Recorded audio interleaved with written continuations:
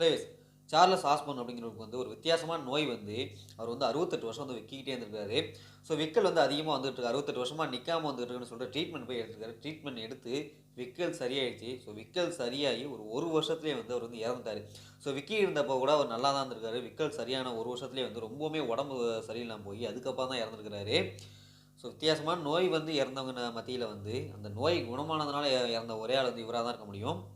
So அவ்வளோதான், இந்த shorts முடிஞ்சிச்சு. இதை பற்றி நீங்கள் என்ன நீங்கள் கமெண்ட்டில் சொல்லிட்டு போங்க. நாளைக்கு வேற ஒரு வீடியோ பார்க்குறேன். அது வரைக்கும்